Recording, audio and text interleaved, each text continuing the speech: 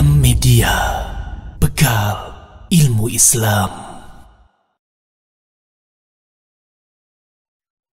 Assalamualaikum warahmatullahi wabarakatuh.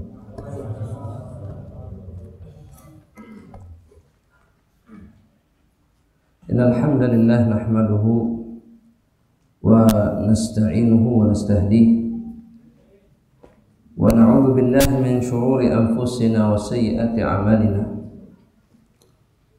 Man yahdihillahu fala mudilla lahu wa man yudlilhu fala hadiya lahu. Wa asyhadu an la ilaha illallah wahdahu la syarika lahu wa asyhadu anna Muhammadan abduhu wa rasuluhu la nabiyya ba'dahu.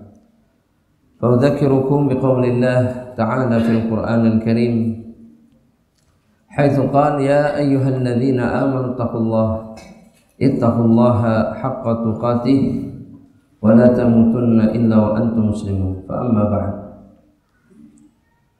Ahibati fillah wa ikhwani fid din, azza Allah wa iyyakum. Kembali kita diberikan kesempatan oleh Allah Jalla Jalaluhu untuk melanjutkan pembahasan kitab Thalathatul Usul karya Imam Muhammad At-Tamimi rahimahullahu ta'ala. Dan kita sampai kepada perkataan al-musannif rahimahullahu ta'ala mengenai 3 masalah yang wajib dipelajari dan kemudian diamalkan oleh seorang hamba Allah subhanahu wa ta'ala, oleh seorang mukmin, oleh seorang muslim. Dan masih pada poin yang pertama di mana beliau mengatakan annallaha khalaqana wa razaqana wa lam yatrukna hamla, bahwasanya Allah subhanahu wa ta'ala dialah zat yang menciptakan kita dan kemudian memberikan kita rizki. Dan kemudian yang berikutnya lam yatrukna hamla, dan Allah subhanahu wa ta'ala tidak membiarkan kita begitu saja.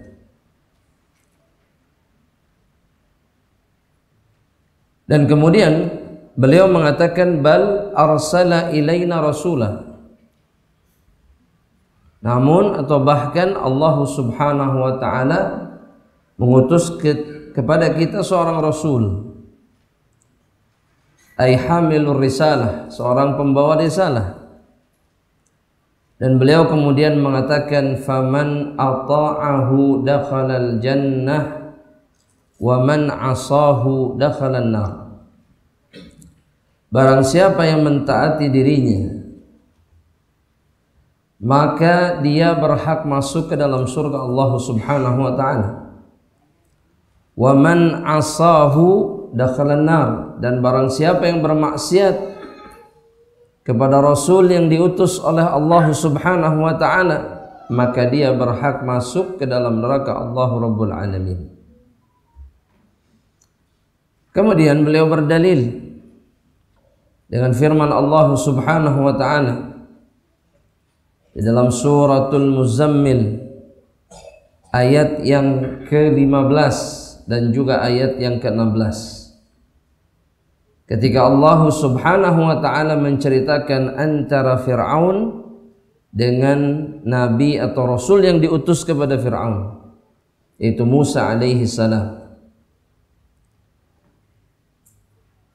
Allah subhanahu wa ta'ala berfirman kepada nabinya Muhammad sallallahu alaihi wasallam, inna arsalna ilaikum rasulan syahidan alaikum, kami mengutus kepada kalian wahai hamba-hamba Allah seorang rasul syahidan alaikum, yang akan menjadi saksi atas diri kalian. Kama arsalna ila fir'auna rasulah, sebagaimana kami kirimkan kepada Fir'aun juga seorang rasul, itu Musa alaihissalam, bahwa orang-orang Quraisy, umat dakwahnya Rasulullah sallallahu alaihi wasallam, itu juga mendapatkan rasul sebagaimana Fir'aun dan kaumnya mendapatkan rasul, yaitu Musa alaihissalam. Namun di ayat berikutnya Allah Subhanahu wa taala mengatakan fa'asa fir'aunur rasulah fa akhadnahu akhdaw wabila. Akan tetapi Fir'aun memaksiati rasul yang diutus kepada dirinya. Asa atau bermaksiat itu artinya adalah la yuti', tidak taat, tidak melakukan ketaatan. Fir'aun tidak taat kepada apa yang dibawa oleh Musa alaihissalam dari dakwah ilallah, dakwah ila tauhid yang dibawa oleh Musa alaihissalam. Maka yang terjadi kepada manusia yang kemudian menentang Rasul, bermaksiat kepada Rasul, fa akhadnahu akhdaw wabila, kata Allah Subhanahu wa taala. Maka kami siksa, kami berikan azab atau siksa yang besar, yang keras kepada dirinya. Di dunia sebelum akhirat itu yang Allah berikan kepada Fir'aun. Di dunia dia ditenggelamkan. Di akhirat dia akan menempati tempat yang terburuk bersama Jababirah yang lainnya. Jababirah itu artinya pemimpin, penguasa, zalim, kafir, musyrik. Semuanya akan dikumpulkan di tempat yang sama. Dan itu yang dimaksud oleh Syekh rahimahullahu ta'ala, bahwa seorang muslim, seorang mukmin tidak ada pilihan bagi mereka melainkan hanya mentaati Rasulnya. Setelah dia meyakini bahwa tidak ada pencipta, tidak ada pemberi rizki kecuali hanya Allah Subhanahu wa ta'ala. Karena keyakinan ini, keyakinan bahwa Allah Subhanahu wa ta'ala itu pencipta dan kemudian pemberi rizki, tidak akan pernah sempurna sampai seseorang mentaati utusan yang dikirim oleh Allah Subhanahu wa ta'ala. Dan itu yang tidak dilakukan oleh orang Quraisy. Quraisy tahu yang menciptakan mereka siapa? Allah. Yang memberikan rezeki Allah. Tapi mereka ketika diutus kepada mereka seorang rasul, mereka tidak mau taat kepada rasul tersebut. Oleh karenanya mereka binasa, mereka dihukumi kafir oleh Allah Subhanahu wa taala dan selesai. Ya. Dan memang Allah ketika mengirim utusan kepada satu kaum, Allah utus agar ditaati. Perhatikan. Bukan hanya untuk diyakini, bukan, tapi untuk ditaati. Banyak orang yang menganggap bahwa Rasul itu cukup diyakini, bahwa dia utusan Allah. Tidak. Selain diyakini, tujuan Allah mengirim seorang Rasul adalah untuk ditaati, diikuti semua jalan yang dibawanya. Oleh karenanya Allah Subhanahu wa ta'ala berfirman di dalam Al-Quran, di dalam surat An-Nisa ayat yang ke-64. Ini dalilnya. Allah Subhanahu wa ta'ala mengatakan, "Wa ma arsalna mir rasulin illa liyuta'a biidznillah." Tidaklah kami mengutus satu orang rasul pun melainkan untuk ditaati dengan izin Allah Subhanahu wa ta'ala. Assalamualaikum warahmatullahi wabarakatuh. Ini tujuannya. Itu sebabnya kenapa kemudian ketika seseorang tidak mau taat, maka kemudian Allah memberikan balasan yang pedih kepada orang-orang yang melakukannya. Itu pula yang dipastikan oleh Rasulullah SAW dalam sebuah hadis yang sahih riwayat Imam Muslim, ketika Rasulullah SAW mengatakan, "Kullu ummati yadkhulunal jannah." Bukhari atau Muslim. Kata Rasulullah SAW, setiap dari umatku pasti masuk surga. Antum umat Nabi Muhammad SAW, ya, maka Nabi kita telah mengatakan bahwa setiap umat Nabi SAW yadkhulunal jannah, semuanya masuk surga Allah Subhanahu wa ta'ala. Itu pasti. Tapi kemudian Rasulullah SAW mengatakan illa man aba. Garis bawahi di situ. Illa man aba, kecuali yang menolak. Ingat baik-baik bahwa menjadi umat Nabi Muhammad itu tidak serta-merta membuat seseorang kemudian menerima seluruh apa yang dibawa oleh Rasulullah SAW. Dan mereka yang seperti ini, merekalah yang kemudian akan berakhir di tempat selain surga Allah Subhanahu wa ta'ala.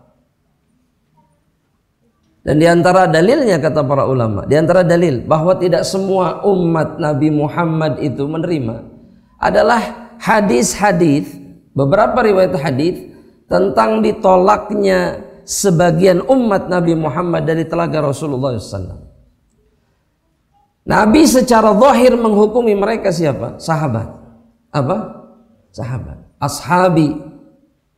Ya. Dalam riwayat yang lain usayhabi, artinya sahabat dalam jumlah yang sangat kecil sedikit. Dipanggil sama Nabi Muhammad SAW. Kenapa? Karena ada tanda. Ada apa? Ada tanda keislaman pada tubuh mereka. Apa tandanya? Wajah. Apa? Wajah saja? Nah? Bekas wudu. Semua bekas wudu pada tubuh seorang muslim akan menjadi tanda, maksudnya umat Nabi Muhammad akan menjadi tanda yang membedakan mereka dari umat yang lain. Makanya Nabi tahu mana yang harus dipanggil, siapa yang harus dipanggil. Ini namanya apa dalam bahasa Islam? Jemaah, tanda ini namanya apa? Gurrah. Gurrah itu apa? Tanda, kenapa dibalik gede? Betul tanda, tapi spesifik. Gurrah itu tanda yang biasanya ada pada kuda-kuda hitam. Biasanya dia adalah tanda putih, ya, pada sebagian tubuh kuda-kuda hitam. Itu yang namanya gurrah. Sehingga dia bisa dibedakan dari kuda-kuda hitam yang lainnya, yang legam, ya, yang semuanya hitam. Kelihatan kan? Kakinya putih, kepalanya putih. Nah, orang muslim seperti itu. Kata para ulama, mereka dipanggil oleh Rasulullah SAW, ashabi, tapi kemudian mereka dihalangi oleh para malaikat. Dan dikatakan kepada Rasulullah SAW, fa innaka la tadri ma ahdatsu ba'daka. Engkau tidak tahu, wahai Muhammad, apa yang mereka perbuat, apa yang mereka ada-adakan setelah engkau tidak ada. Syahidnya adalah mereka dihukumi Rasul sebagai apa? Umat Nabi Muhammad SAW. Tapi kemudian mereka tidak berhak meminum air dari telaga Rasulullah, dan kemudian mereka kembali ke dalam neraka Allah Subhanahu wa ta'ala. Kenapa? Karena mereka tidak mentaati Rasulullah SAW. Tidak menerima seluruh apa yang dibawa oleh Rasulullah. Makanya Nabi ketika mengatakan bahwa ada yang menolak masuk surga di antara umat Nabi Muhammad, maka Nabi memberikan penjelasan. Setelah ada sahabat yang menanyakan, "Wa man ya'ba ya Rasulullah?" Siapa yang menolak? Bagaimana bisa ada yang menolak masuk surga? Ini nggak masuk akal. Nggak ada akal sehat yang bisa menerima ini. Makanya para sahabat, siapa yang menolak masuk surga? Kata Rasulullah SAW, apa kata Rasulullah? Man ata'ani dakhalal jannah. Ingat baik-baik bahwa Muhammad SAW itu diutus bukan hanya sekedar untuk dikenal dan mencatat sejarah, tidak, tapi untuk ditaati sampai hari kiamat. Itu yang paling penting. Bukan hanya untuk dipuji-puji setiap malam tertentu, bukan, tapi untuk ditaati semua apa yang telah ditetapkannya. Ini yang harus disadari. Kenapa? Karena ketika tidak taat, ini urusan surga neraka. Urusannya itu. Dan kemudian kata Nabi, waman asani faqad aba. Mereka yang tidak mau taat. Maksiat itu artinya tidak mau taat. Maksiat itu apa? Tidak mau taat. Agar kita semua sadar bahwa tidak mau menjalankan apa yang menjadi perintah Rasulullah SAW atau larangan Rasulullah justru kita kerjakan, kita ini sedang tidak taat kepada beliau, kita bermaksiat kepada Rasulullah sallallahu alaihi wasallam. Wa man asani faqad aba. Mereka yang menolak, yang tidak mau taat, mereka menolak masuk surga Allah Subhanahu wa ta'ala. Ya. Jadi dalam surat An-Nisa tadi ayat berapa? 64. Allah Subhanahu wa ta'ala menegaskan dengan setegas-tegasnya bahwa Rasul itu untuk ditaati. Dan perhatikan jemaah rahmatullah, bahwa ketaatan kepada Rasulullah sallallahu alaihi wasallam itu hanya mendatangkan kemuliaan. Tidak ada selain itu, tidak ada. Maka perhatikan, dalam beberapa dalil Allah Subhanahu wa ta'ala menggambarkan itu. Yang pertama, ahibati fillah wa ikhwani fillah. Yang pertama, bahwa taat kepada Rasul itu mendatangkan hidayah kepada seseorang, yakni hidayah kepada seluruh kebaikan. Bahkan sebagian ulama mengatakan ketaatan kepada Rasulullah itu membuka dua pintu hidayah, hidayatul taufik sama hidayatul irsyad. Allah akan tunjukkan dia jalan-jalan untuk berilmu dan kemudian beramal soleh, ataupun Allah datangkan kepada dirinya hidayah yang membuat dia mau melakukan ketaatan kepada Allah dan Rasul.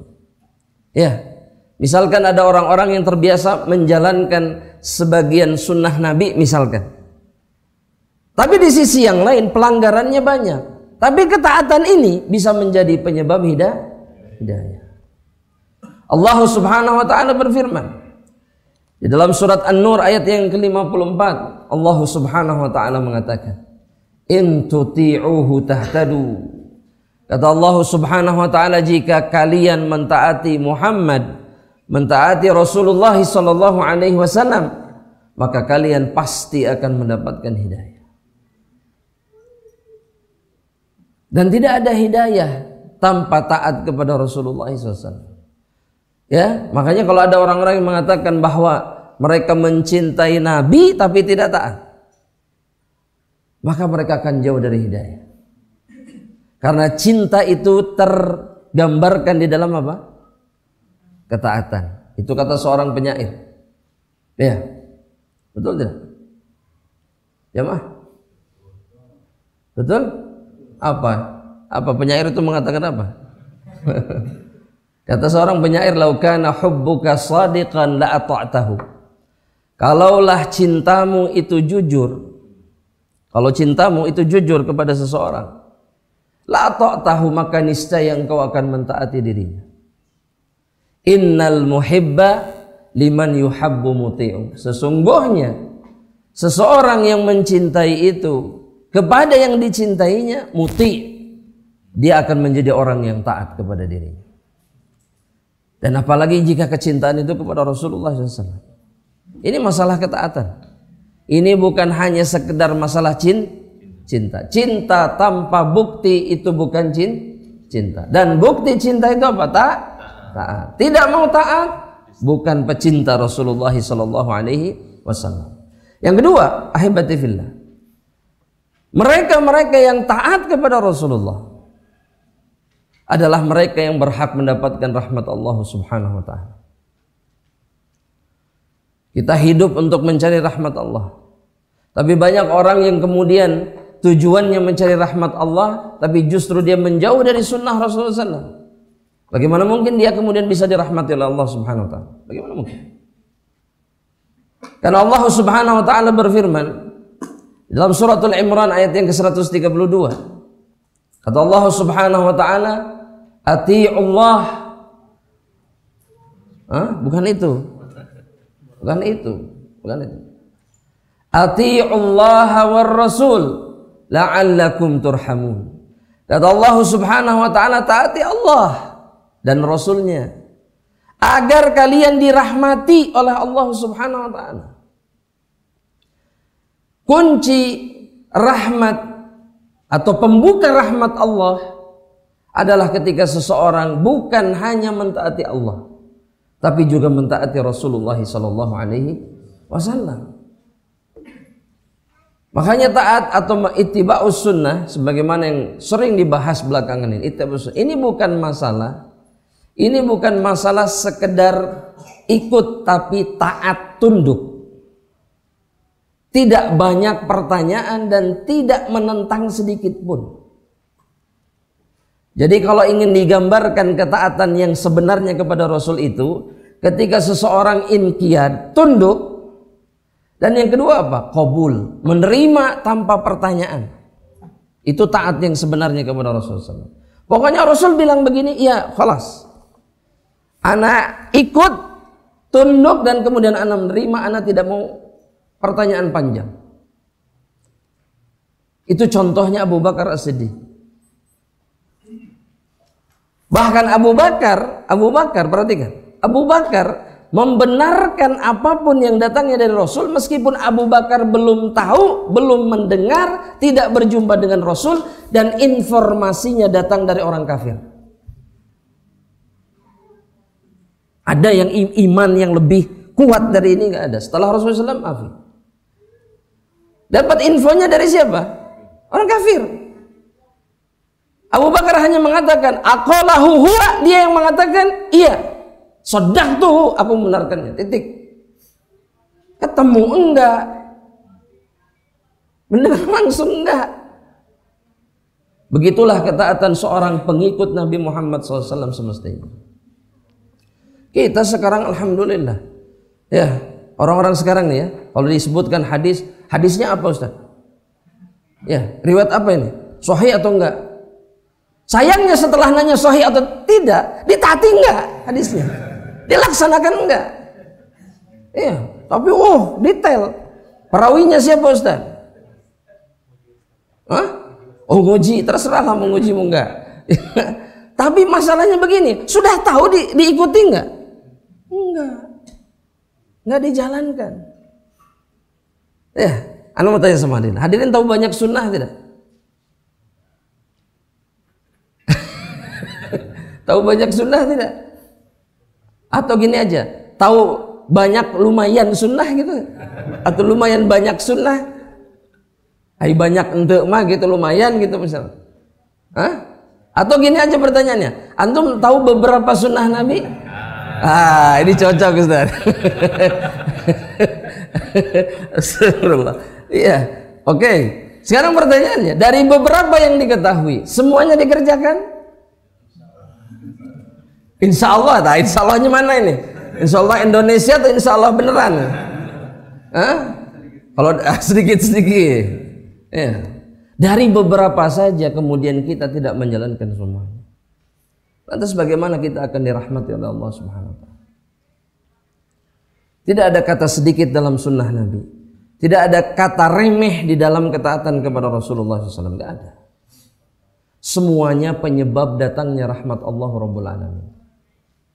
Makanya Allah bilang atiiullah wa rasul la'allakum turhamun. Taati Allah dan Rasulnya agar kalian dirahmati oleh Allah Subhanahu wa Ta'ala. Ya, banyak kunci rahmat di dalam sunnah Rasulullah SAW. Makanya di antara manusia-manusia yang paling dirahmati oleh Allah, yang paling beruntung, yang paling banyak kebahagiaannya ahlul hadis. Ahlul hadis, betul. Mereka yang paling berlimpah rahmatnya dari Allah Subhanahu wa Ta'ala. Kenapa? Karena mereka yang paling dekat dengan sunnah Rasulullah, dan bukan hanya itu, mereka menjalankan sunnah Rasulullah SAW. Ya, itu luar biasanya sunnah dan taat kepada Rasulullah Sallallahu Alaihi Wasallam. Yang berikutnya, ketika seseorang mentaati Rasulullah Sallallahu Alaihi Wasallam, ya, maka di dunia dia mulia, di akhirat dia dikumpulkan dengan manusia-manusia yang paling mulia yang pernah ada. Di surga tempat berkumpulnya bukan dengan ahli surga biasa, tapi dengan manusia-manusia terbaik.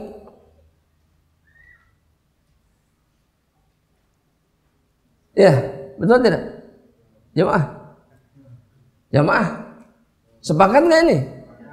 Sepakat. Allah Subhanahu wa Ta'ala berfirman di dalam surat An-Nisa ayat yang ke-69. Mungkin bisa maju sedikit jamaah yang agak di belakang biar pintu masuknya bisa dilewati. Nah,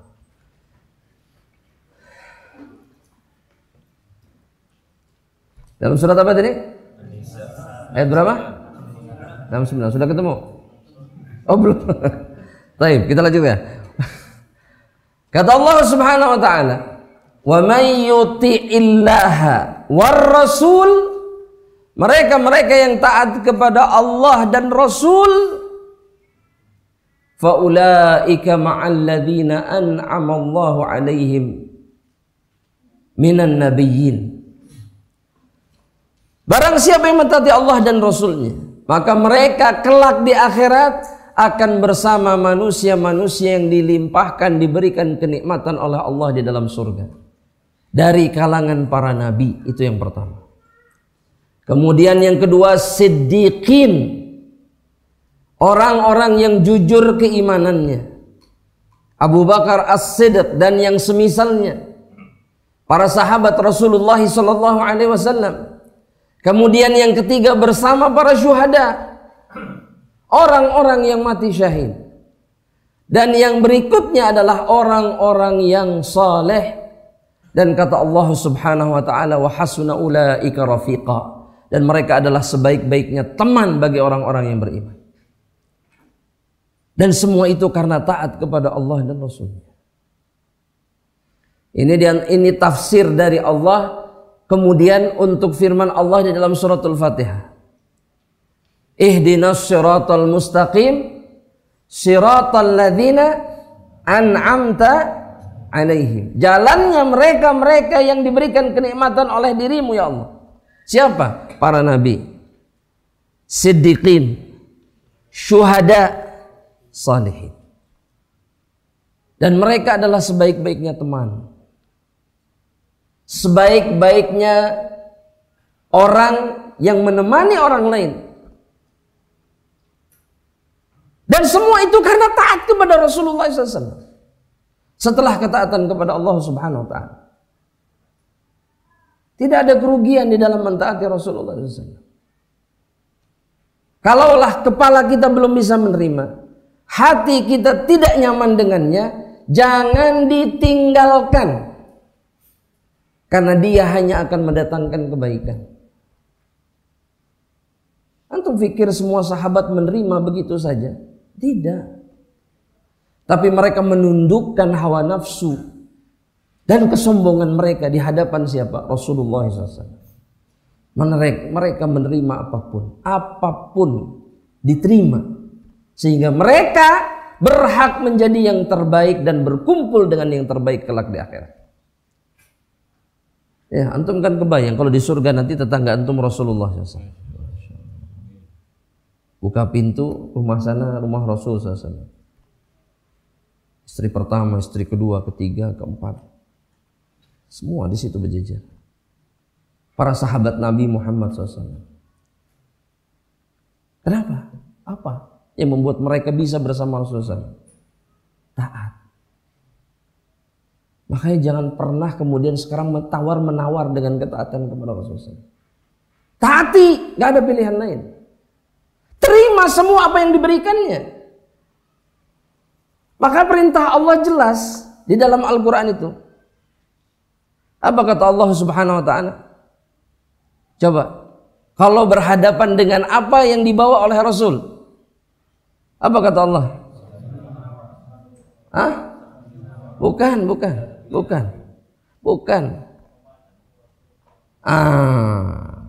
Bahasanya perhatikan. Kata Allah Subhanahu wa ta'ala, wa ma atakumur rasul, apapun yang dibawa sama Rasul. Perhatikan perintah Allah. Fakhudhuhu, ambil. Bukan fakhayyiruhu, pilih enggak, tapi ambil semuanya. Jangan dipilih. Antum kan masih milih. Sama, Anda juga masih milih. Iya, Anda nggak bohong. Sama, kadang-kadang ada perasaan ingin, ini nanti dulu lah. Sama, hawa nafsu, syahwat. Tapi nggak boleh begitu terus. Harus berubah. Datangnya dari Rasul, benar sahih, ambil. Kata Allah apa? Ambil. Bukan pilih, ambil. Wa ma nahakum anhu fantahu. Apa yang dilarang berhenti. Jangan pikir-pikir. Kalau kita kan pikir-pikir. Betul tidak? Jamaah kok lemas jamaah? Betul tidak? Betul. Kemudian kita mengatakan nahnu min atba'in Nabi SAW, kita pengikut Rasulullah SAW. Kalau ingin tahu pengikut Rasul, lihat para sahabat. Itu pengikut Rasul yang sebenarnya. Bukan seperti kita, bukan. Kalau kita sampai kepada keadaan para sahabat, paling tidak mirip dengan para sahabat, barulah kita menjadi umat Rasulullah SAW yang sebenarnya.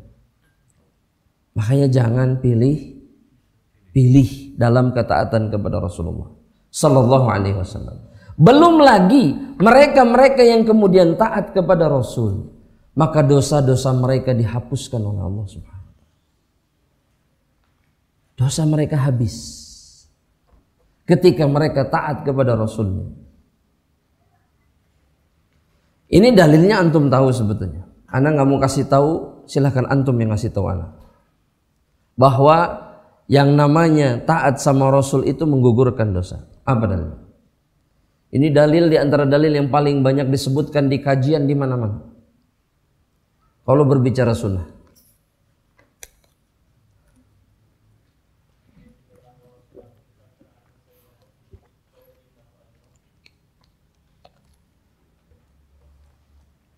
Diulang.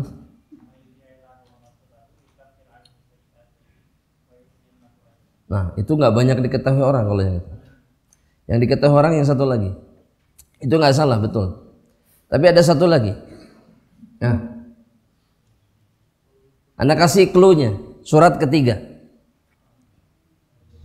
Imran. Sudah kebayang itu. Antum. Ayat berapa? Yang keras suaranya baca.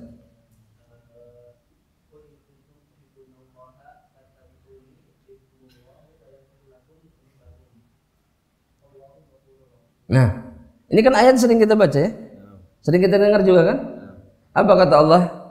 Qul in kuntum tuhibbunallaha fattabi'uni yuhibbukumullah. Kalau kalian mengaku mencintai Allah, maka ikuti aku, ikuti Nabi. Allah niscaya akan mencintai kalian. Kemudian kata Allah lanjutannya apa? Wa yaghfir lakum dzunubakum. Allah ampuni dosa-dosa kalian. Wallahu ghafurur rahim, dan Allah Maha Pengampun dan Maha Penyayang. Karena apa? Karena mengikuti dan taat Rasulullah sallallahu alaihi wasallam. Jadi jangan pernah antum menganggap ya menjalankan sesuatu yang disunnahkan, diajarkan, diperintahkan oleh Rasulullah SAW itu sebagai perkara yang biasa-biasa saja, penghapus dosa. Antum berjenggot, antum diampuni dosanya. Antum celana cingkrang, diampuni dosanya oleh Allah Subhanahu wa taala. Antum banyak tersenyum sama orang lain, ini baru perkara-perkara yang apa? Hukumnya memang apa? Sebagian yang Anda sebutkan seperti tersenyum ini sunnah saja. Paham? Tapi dia menghapuskan dosa. Kenapa? Karena antum mentaati sosok yang mengajarkan bahkan memerintahkan untuk tersenyum. Iya. Ini bukan hanya sekedar mengikuti Nabi, tapi pengampunan dan penghapusan dosa dengan mentaati apa yang dibawa oleh Rasulullah SAW. Makanya sunnah itu harus dihidupkan, terus dilaksanakan, terus. Yang Anda inginkan bukan itu. Bukan itu. Benar, tapi maksud Anda yang Anda inginkan bukan itu apa? Ditambah. Setiap saat kita menjalankan sunnah, maka tambah dengan sunnah yang lain. Karena yang menghidupkan sunnah itu bukan hanya yang menunjukkan, menampakkan, menjalankan sunnah, tapi apa? Yang terus menerus melakukan apa yang disunnahkan oleh Nabi. Terus bertambah. Ini sudah nambah lagi.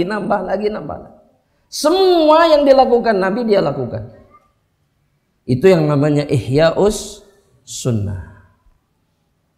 Itu yang namanya menghidupkan sunnah Rasulullah SAW. Dan dengan itu antum berguguran dosa. Belum lagi jamaah rahmatullahi Allah Subhanahu wa taala, bahwa seseorang yang mengikuti sunnah Rasulullah SAW, maka dia disebut atau berhak menjadi golongan manusia-manusia yang beruntung di sisi Allah Subhanahu wa taala. Orang-orang yang hanya akan mendapatkan rahmat Allah atau mendapatkan balasan terbaik di sisi Allah. Ya. Jadi orang kalau masuk surga, saya mau tanya, orang kalau masuk surga balasannya pasti baik? Pasti. Tapi pertanyaan berikutnya, balasannya sama atau tidak? Tidak. Jelas? Paham perbedaannya jemaah? Balasannya pasti baik. Tapi semua ahlul jannah balasannya sama atau tidak? Hah? Sama nggak? Beda. Nah pertanyaannya, yang paling beruntung di dalam surga, mendapatkan kenikmatan yang paling baik dan yang paling tinggi, siapa? Siapa? Hah? Yang paling taat kepada Allah dan Rasulnya. Dan Allah mengatakan di dalam Al-Quran, di dalam surat An-Nur ayat yang ke-52, Allah Subhanahu wa ta'ala mengatakan apa? Apa yang dikatakan oleh Allah Subhanahu wa ta'ala dalam surat An-Nur ayat yang ke-52? Apa kata Allah Subhanahu wa ta'ala?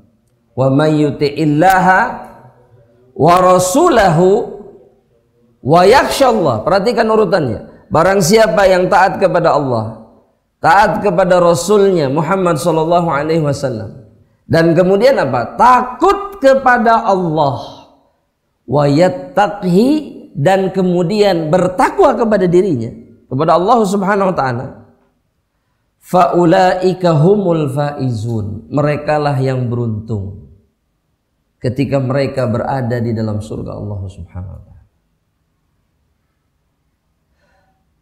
Merekalah yang paling tinggi derajatnya, merekalah yang paling mendapatkan kenikmatan terbaik dari Allah Subhanahu wa taala.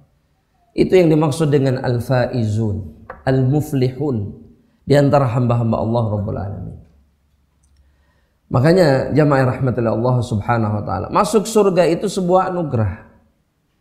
Tapi derajat di dalam surga itu karunia yang Allah berikan hanya kepada mereka-mereka yang terpilih. Ya, jadi yang berhak menempati tempat yang paling tinggi adalah orang-orang terbaik, dan ini diantara ciri mereka: taat kepada Allah, taat kepada Rasulnya, takut kepada Allah, dan bertakwa kepada Allah Rabbul Alamin. Mereka lah yang paling tinggi. Mereka lah yang disebut dengan al-faizun. Apa artinya al-faizun? Jamaah, apa artinya al-faizun? Yang menang, yang paling. Antum kalau bahasa Indonesia, faiz itu artinya apa? Juara. Ya. Jadi kalau Bandung juara, Bandung faizah. Betul, bahasa Arabnya begitu. Ya. Nah, makna juara itu apa? Nomor 1, hadiah tertinggi. Apa lagi? Paling hebat. Terus apa lagi? Udah selesai. Beruntung. Terus apa lagi? Paling besar bonusnya badminton atau bola. Ya, di dunia, itu di dunia. Ini kita lagi bicara di hadapan Allah. Di dunia saja beda. Juara 1, juara 2, juara 3. Di akhirat bayangkan mereka-mereka yang sempurna sebagai seorang hamba Allah, yang paling sempurna ketaatannya kepada Allah dan Rasulnya, maka merekalah yang paling berhak mendapatkan balasan terbaik dari Allah. Maka fikirkan ini. Jangan asal-asalan ketika beribadah dan beramal di jalan Allah SWT. Karena semakin sempurna kita dalam beramal dan beribadah, maka semakin sempurna balasannya di sana. Inilah yang disebut dengan al-faizun. Kita sering dengar kalau lebaran, minal aidin faizin. Ya, termasuk orang yang juara. Ya, tapi seringkali hakikatnya tidak juara. Kita lanjutkan jemaah rahmatullah. Kemudian kata penulis kitab, ats-tsaniyatu annallaha la yarda an yushraka ma'ahu ahadun fi ibadatihi. Bahwasanya Allah Subhanahu wa taala, ini perkara kedua yang wajib difahami dan kemudian diamalkan, kata Al-Imam Muhammad At-Tamimi rahimahullah taala, annallaha la yarda, bahwasanya Allah Subhanahu wa taala itu tidak ridha an yushraka ma'ahu, bahwa dirinya diduakan ahadun, dengan satu apapun, sosok manapun, fi ibadatihi, di dalam ibadah kepada Allah Subhanahu wa taala. Perhatikan, kata beliau kemudian, la nabiyyun mursal, ya, tidak juga seorang nabi yang diutus, maksudnya bahkan kalau disekutukan dengan seorang nabi sekalipun Allah tidak ridha. Wala malakun muqarrabun, atau bahkan malaikat yang dekat dengan Allah Subhanahu wa taala. Wala ghairuhuma, dan juga tidak selain keduanya, apalagi selain keduanya. Nabi yang diutus saja Allah tidak ridha, malaikat yang dekat saja Allah Subhanahu wa taala tidak ridha, apalagi selain keduanya. Dan kemudian beliau berdalil dengan firman Allah Subhanahu wa taala dalam surat Al-Jin. Surat apa? Al-Jin. Ayat ke berapa? 18. Apa kata Allah? Pak Taufik. Wa anna masajida lillahi fala tad'u ma'allahi ahada. Wa annal masajida, apa lanjutannya?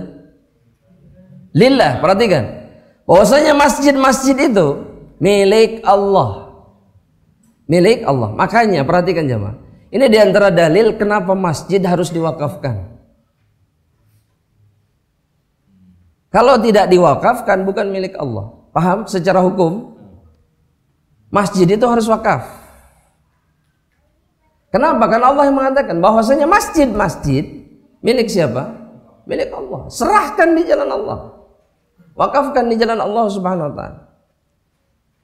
Dan bukan hanya itu yang diinginkan oleh Allah.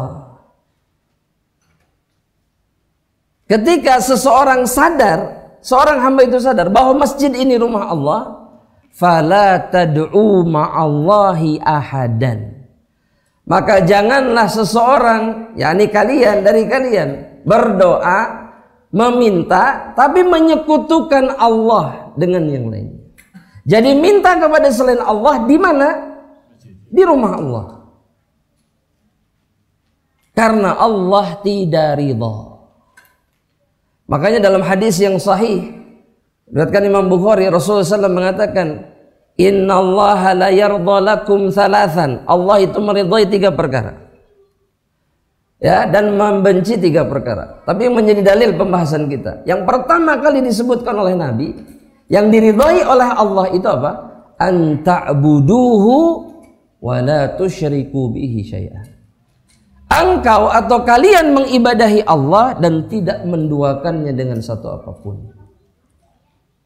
Itu kalau kata para ulama manatur ridallah. Pokok inti keridhaan Allah itu terletak pada perkara yang satu ini. Ketika seseorang hanya beribadah kepada Allah dan tidak menduakannya dengan satu apapun. Nah, pertanyaannya sekarang mau tanya sama antum, ridha itu maknanya apa? Allah ridha kepada kita. Apa maknanya? Ayo.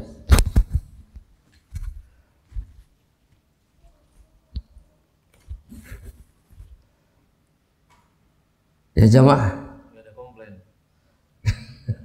Gak ada komplain. Kalau di dunia ya, bukan. Makna ridha bukan itu. Apa makna ridha? Tulis jemaah. Makna ridha itu adalah al-mahabbah wa adamul ghadab. Makna dari kata ridha adalah ketika seseorang itu cinta dan kemudian dia tidak pernah murka kepada seseorang. Itu maknanya ridha. Kalau orang tua kita ridha kepada kita, artinya mereka cinta kepada kita dan mereka tidak pernah marah. Ya. Kalau untuk seorang istri, kalau seorang suami itu ridha kepada istrinya, Maka artinya suami itu cinta dan dia tidak murka kepada istri. Itu makna ridha. Begitu juga dengan ridha Allah kepada seseorang. Makanya jamaah rahmatillah Allah Subhanahu wa taala ketika di surga nanti dalam hadis riwayat Imam Muslim disebutkan, Allah bertanya kepada ahlul jannah, pengen tambahan tidak? Ada kan obrolan itu ya. Maka kata ahlul jannah, sudah ya Allah, sudah. Ini sudah cukup, sudah kami diberi ini dan itu seterusnya. Sudah. Ya. Kemudian Allah tampakkan wajahnya. Betul? Allah buka hijabnya, Allah tampakkan wajahnya. Setelah itu Allah mengatakan apa? Kata Allah Subhanahu wa taala, aku ridha kepada kalian wala askhatu alaikum abada. Aku tidak akan pernah murka kepada kalian selamanya. Itu hanya kepada ahlul jannah. Ya. Dan apa penyebabnya? Penyebab yang paling kuat itu adalah ketika kita tidak pernah menduakan Allah di dalam ibadah. Makanya yang diminta sama Allah cuma satu. Dalam hadis riwayat Imam Muslim, Abu Hurairah atau Muslim, itu ketika Allah Subhanahu wa taala bertanya kepada ahlun nar, kenapa kalian di neraka? Kata Allah Subhanahu, dan Allah lebih tahu tentang apa penyebab mereka masuk neraka. Dan Allah bertanya tentang keadaan mereka di dalam neraka. Gimana rasanya? Mereka semua mengeluhkan keadaannya dan meminta ampunan Allah. Apa yang diberikan oleh Allah sebagai balasan dari pembelaan ahlun nar? Bukankah dulu di dunia aku meminta kalian untuk melakukan perkara yang sangat mudah? Apa? Anta'budunani wala tusyriku bi syai'an. Dulu aku minta kalian hanya apa? Beribadah hanya kepada diriku dan tidak menduakan diriku dengan satu apapun. Itu sangat mudah kata Allah. Tapi kalian tidak mau taat. Maka inilah tempat akhir dari kalian.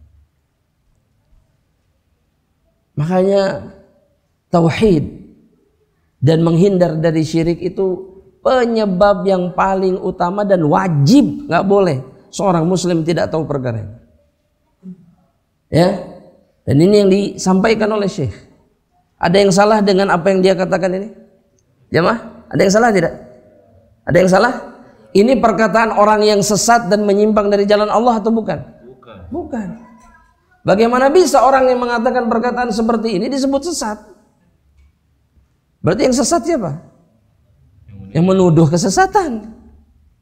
Perhatikan jemaah. Beliau hanya mengajak kita untuk apa? Beribadah kepada Allah dan tidak menduakannya dengan satu apapun. Jelas di sini jemaah? Jelas? Jamaah jelas? Baik, ana mau tanya sekarang. Ini sudah tidak perlu cari-cari dalil lagi. Antum bisa jawab pertanyaan ini insyaallah taala semestinya. Ya. Coba ana mau tanya sama antum, jawab cepat. Ya. Yang pertama, menduakan Allah atau syirik itu terbagi menjadi berapa? Dua. Sepakat ini jemaah? Anda nggak lihat kesepakatan di dalam wajah antum? Sepakat? Kalau sepakat sebutkan yang pertama. Syirik akbar, syirik asghar. Baik, pertanyaan berikutnya, yang mengeluarkan dari Islam yang mana? Syirik akbar, syirkul akbar. Baik, ana mau tanya sekarang, jamaah rahmatillah Allah. Apa yang membuat syirik akbar itu menjadi dosa yang paling buruk dan kemudian dosa yang paling dibenci oleh Allah Subhanahu wa taala? Apa penyebabnya?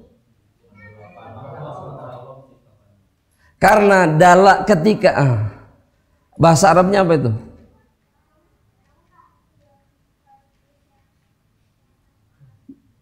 Jamaah. Kenapa itu dosa yang paling besar? Karena engkau menduakan Allah padahal Allah yang menciptakan diri. Itu bahasanya Nabi SAW. Hadis itu. Ketika Nabi menjelaskan dosa apa yang paling besar, maka jawaban Nabi sebagai penjelasnya apa? Anta ja'ala. Ayo jamaah. Ahsan. antaj'ala lillahi niddan, engkau menjadikan bagi Allah adanya sekutu padahal Allah yang menciptakanmu. Kesalahannya di situ. Kenapa syirik kemudian menjadi dosa yang paling besar? Ya, gak ada yang lebih lancang, tidak ada yang lebih melampaui batas dari makhluk yang kemudian menduakan penciptanya. Ini pengkhianatan yang paling berat. Ketika seorang hamba mengkhianati siapa? Rabbnya, penciptanya. Itu sebabnya kenapa syirik besar, dosa yang paling besar. Kemudian yang terakhir pertanyaannya, coba sebutkan satu dalil saja yang menunjukkan keburukan syirik besar atau balasan yang buruk bagi pelaku syirik besar. Satu saja, gak usah banyak-banyak. Kekal di neraka. Apa dalilnya? Kan yang ditanyakan dalil.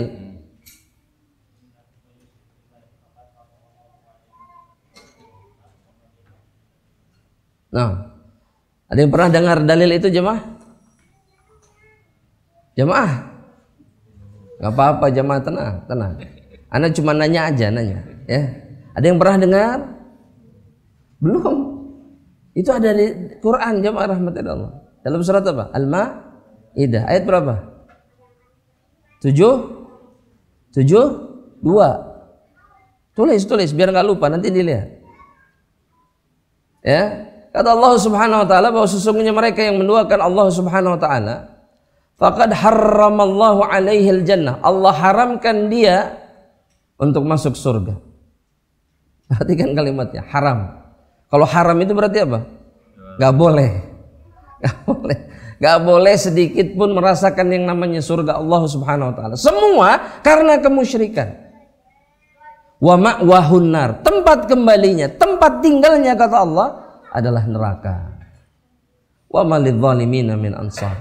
Dan siapa yang akan menjadi penolong bagi orang-orang yang musyrik nanti di dalam neraka Allah Subhanahu wa taala. Ya, belum lagi Allah tidak mengampuni orang yang melakukan dosa besar. Oh, ini dalilnya lebih sering didengar. Surat An-Nisa ayat berapa Pak? 48. Betul? Jamaah? Betul jamaah? Betul. Sudah dicek ayatnya? Belum, sekedap. Ayo dicek. Dicek jamaah. Dicek. Melihat ayat Al-Quran itu berpahala. Ayo dibaca ayatnya. Ya. Surat An-Nisa ayat 48 yang disebutkan dulu. Sudah dibaca? Sudah dibaca? Antum hafal? Sudah dibaca? Sudah diulang? Coba diulang sekali lagi baca. Dalam hati. Baca. Ayat 48 saja ya. Baik. Kata Allah Subhanahu wa taala apa? Innallaha la yaghfiru an yushraka bihi wa yaghfiru ma duna dzalika liman yasha. Ingat sekarang ayatnya? Ingat sekarang? Oh, Masya Allah. Baik. Yang bilang ingat paling keras tadi suaranya siapa? Hah? Siapa? Angkat tangan saja. Siapa? Gak apa-apa jemaah. Coba yang paling keras tadi. Jemaah. Ya jemaah.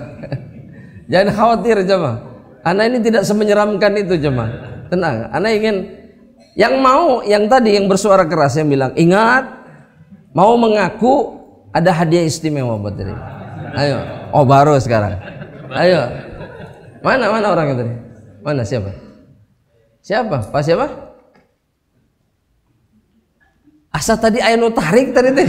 Antum yang keras? Yakin? Oh, baik. Tapi hadiah menariknya ya. Harus ditebus sama antum dengan pertanyaan menjawab pertanyaan dari Anda. Mau? Ada hadiah pokoknya buat antum. Mau enggak? Ya Allah.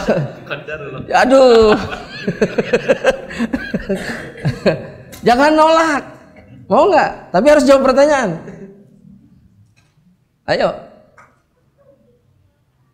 Anda kasih waktu 3 detik. 1, 2, 3. Tidak mau?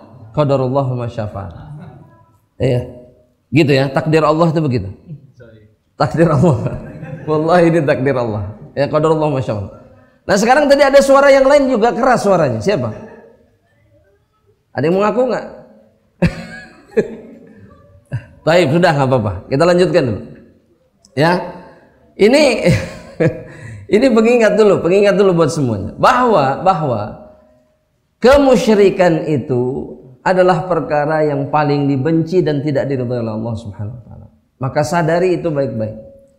Ya, dan Allah hanya akan memberikan balasan terberat, terkeras, terpedih yang paling menghinakan kepada siapa? Mereka-mereka yang menduakan Allah di dalam ibadah. Wallahu taala alam bisawab. Sudah, kita cukupkan dulu sampai di situ, ya. Cukupkan sampai poin yang kedua tentang itu.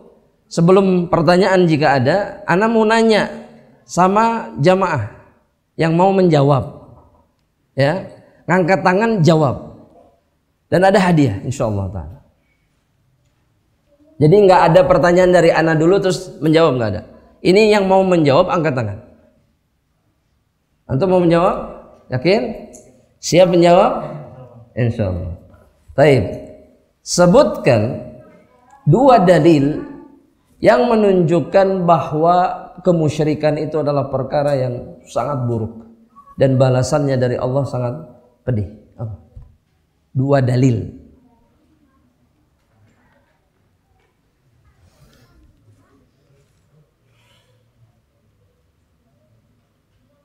Boleh melihat catatan, boleh. So. Dan ini yang paling akhir tadi.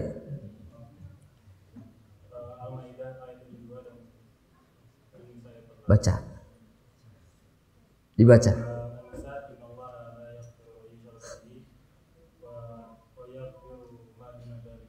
Mumtaz. Yang kedua? Cari. Karena hadiahnya syaratnya antum menyebutkan dalil.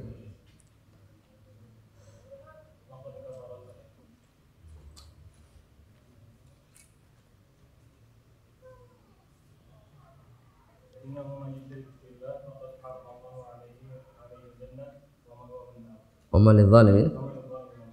Ahsan, barakallahu fiik, ya. Nanti hadiahnya di mana? Iya. Nanti hadiahnya antum bisa tanyakan ke pihak, nanti diumumkan nanti insyaallah, ya.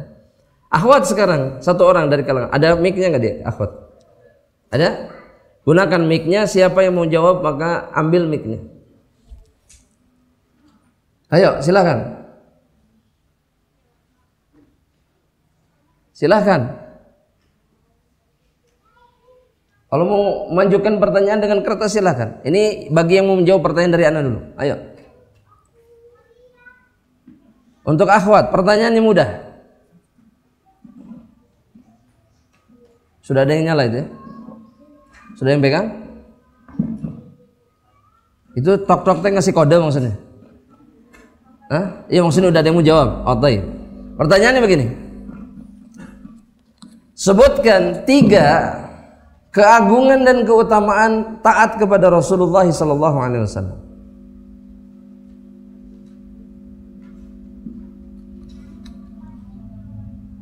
Gak kedengeran?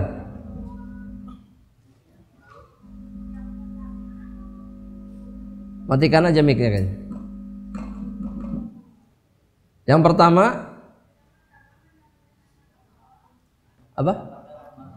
Mendapatkan rahmat Allah. Yang kedua? Betul? InsyaAllah mendapatkan hidayah. Mumtazah, Masya Allah. Sebutkan dari 3 ini 1 dalil saja.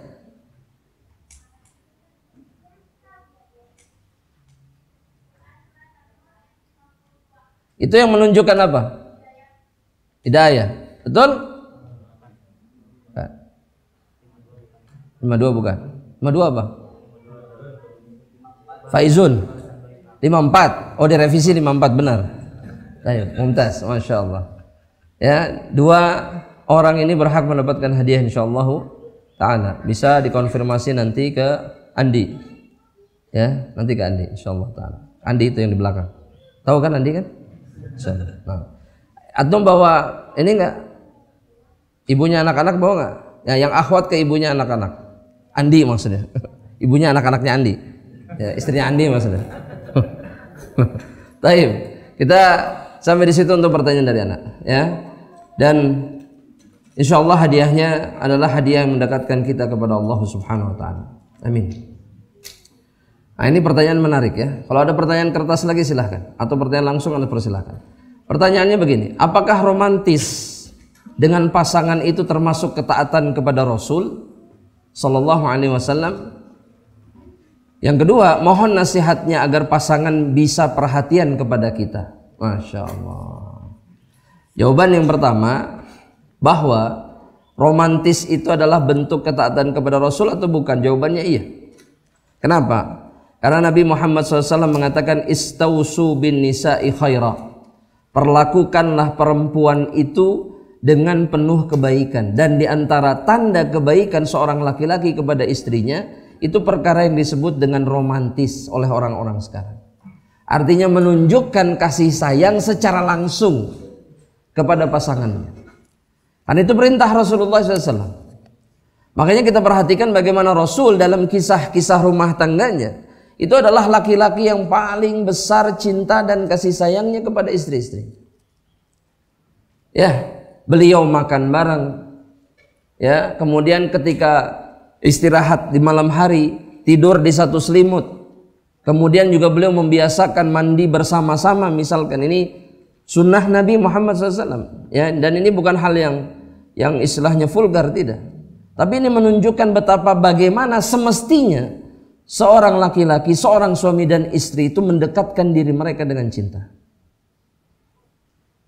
Ya, dan tips kemudian bagaimana agar pasangan perhatian kepada kita?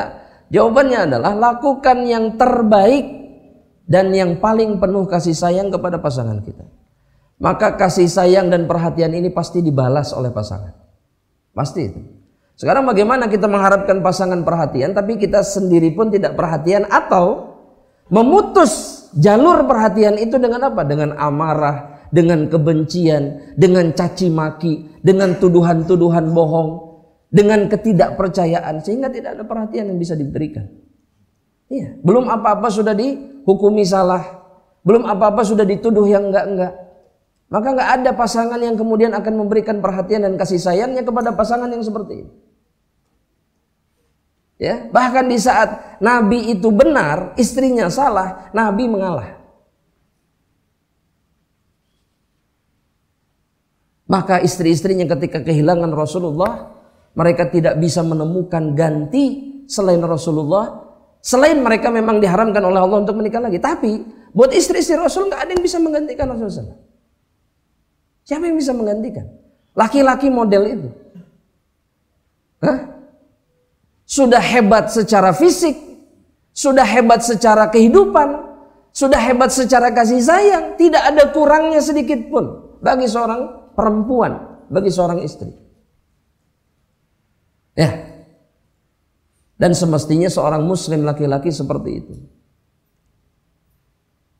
Tanpa perlu diminta.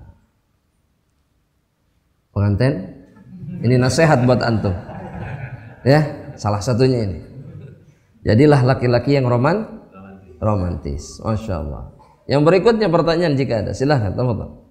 Secara langsung. Tafadhol. Tafadhol.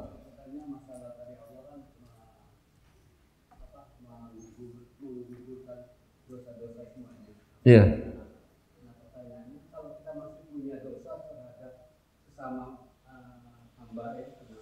Nah, ya, gugur dosa itu jemaah. Kalau ada amal saleh atau ketaatan yang menggugurkan dosa, kata para ulama, bisyartin, dengan syarat tidak ada dosa besar yang dikerjakan, atau tidak ada dosa kepada makhluk. Kenapa? Karena dua perkara ini cara penyelesaiannya berbeda.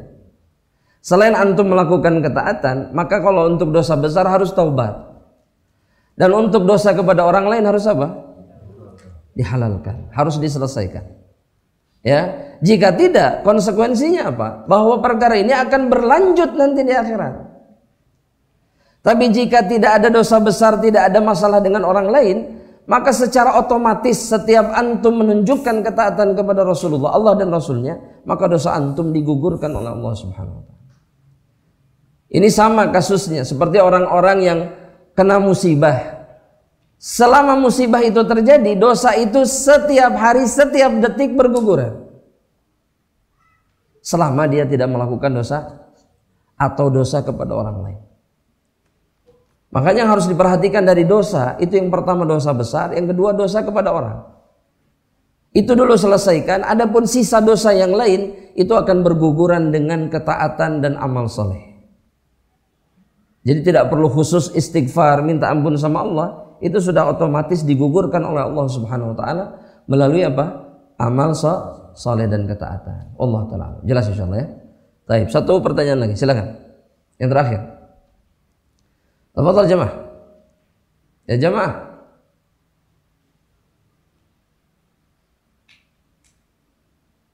Sampai sunyi begini, subhanallah. Tenang, sakinah. Satu pertanyaan. Dari akhwat ada pertanyaan?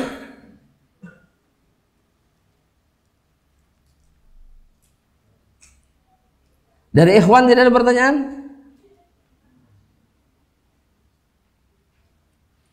Ada yang mau menjawab pertanyaan anak? Komo ya. Komo. Ya. Baik, kita akhiri perjumpaan kita insyaallah di sore hari ini dengan doa kafaratul majlis. Semoga Allah mengampuni dosa-dosa kita. Subhanakallahumma bihamdika asyhadu an la ilaha illa anta astaghfiruka wa atubu ilaik. Assalamualaikum warahmatullahi wabarakatuh. Am Media, bekal ilmu Islam.